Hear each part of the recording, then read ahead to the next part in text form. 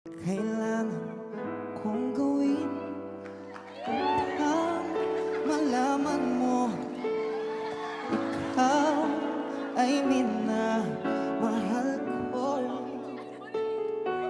Dati